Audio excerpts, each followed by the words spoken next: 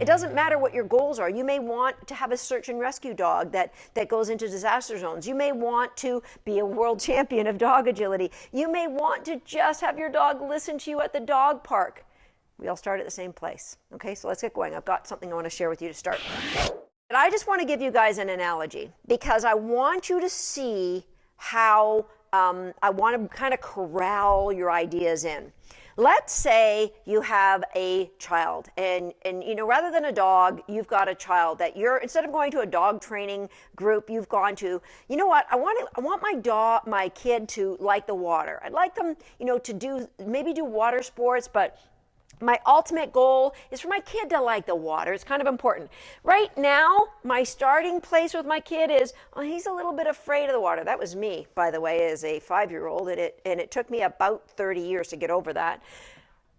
Your child might be afraid. Your child might just be disinterested. I have no desire to go in the water. Your dog may have no desire to play. It's your choice. Doesn't really care for food and doesn't really want it.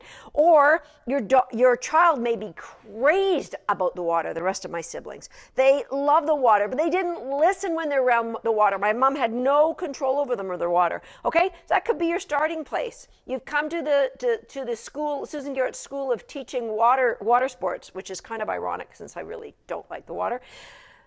And what we were able to do with a couple of games or one quick game is we've got your kid loving the water. Your kid's willing to jump off a platform into the water. Your kid shows joy and confidence. They're engaged in everything.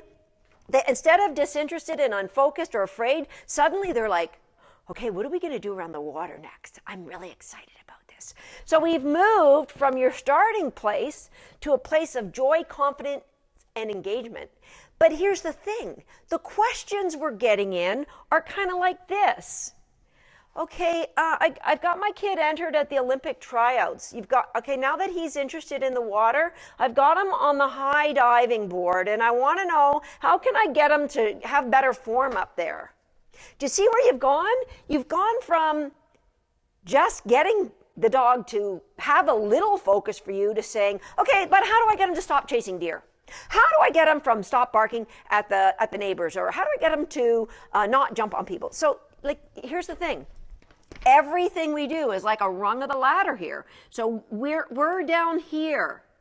And everything that we do, to win those trophies, I've had to put in a lot of layers of learning in my dogs so that eventually we get to a place where the joy and confidence my dog has here, they show there. There's never any doubt or hesitation when they get to the high diving board. My dogs at the World Championships have the same amount of confidence that they have playing It's Your Choice. And the reason for it is because we put in these strategic layers of learning.